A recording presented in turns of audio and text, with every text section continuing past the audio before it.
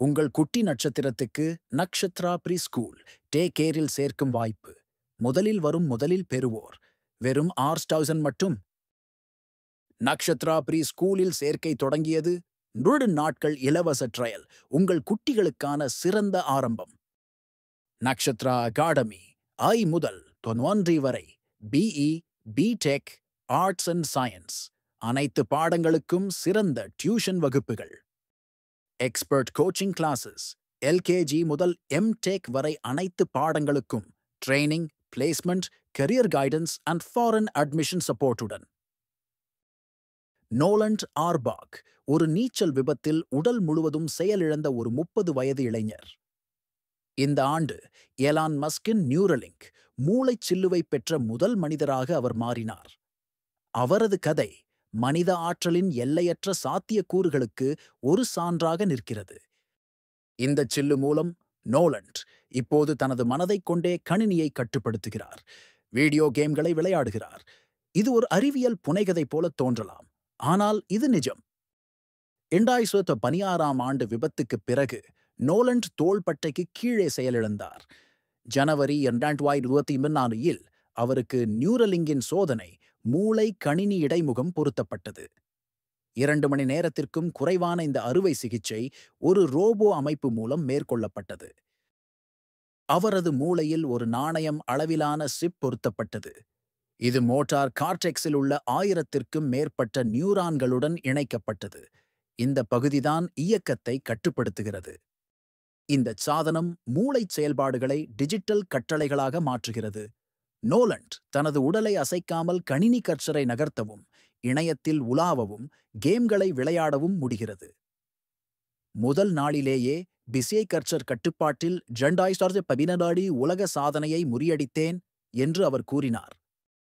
இந்த அமைப்பு பயன்படுத்த மிகவும் எளிதானது என்றும் அவர் குறிப்பிட்டார். இப்போது அவர் படிக்கிறார், மாரியோ கார்ட் போன்ற கேம்களை விளையாடுகிறார்.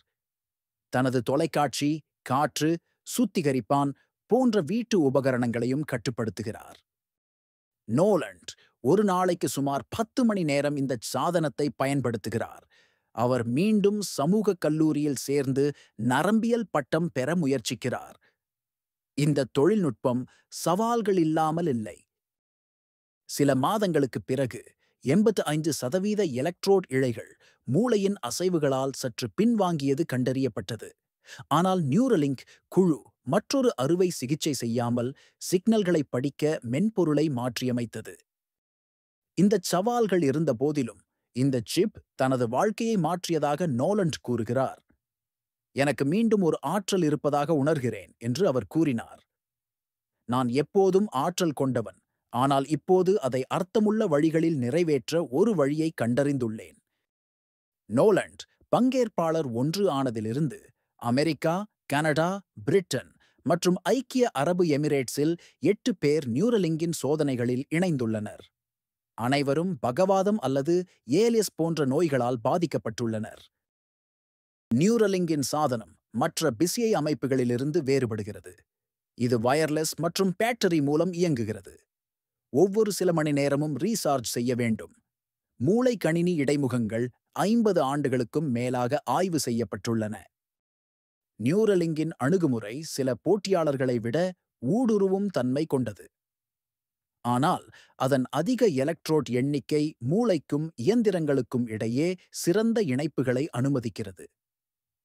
இந்த ஆபத்தான முயற்சியில் பங்கேற்ற தனது முடிவை நோலண்ட் ஒருபோதும் சந்தேகிக்கவில்லை. ஏதாவது பயங்கரமாக நடந்தாலும் அது எதிர்காலத்தில் ஒருவருக்கு உதவும் என்று எனக்கு தெரியும் என்று அவர் கூறினார். நோலண்ட் தனது கதையை பொதுவில் பகிர்ந்து கொள்கிறார்.